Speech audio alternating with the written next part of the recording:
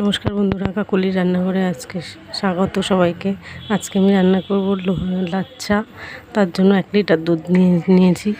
দুধটা ভালো করে জাল করে নেব।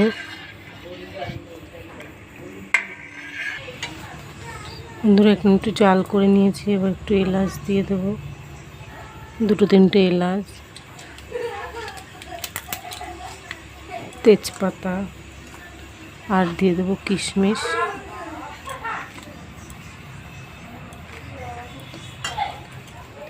তোমরা চাইলে কাজুও দিতে পারো। আর দিয়ে দেবো চিনি, সব একবারে দিয়ে দেবো।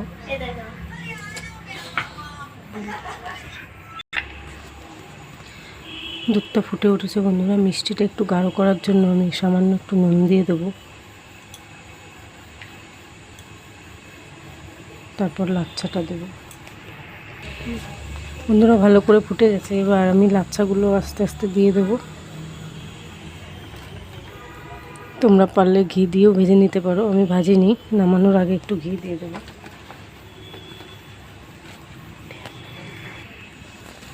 বন্ধুরা আমি সামান্য পরিমাণে একটু ঘি দিয়ে নামিয়ে নেব।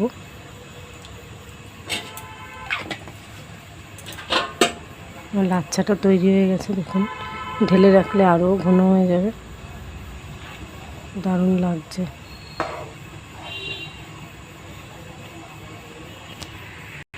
নমস্কার বন্ধুরা, আজকের মতো টাটা। কেমন লাগলো লাচ্ছা জানাবেন, অবশ্যই সাবস্ক্রাইব করবেন, অবশ্যই পাশে থাকবেন।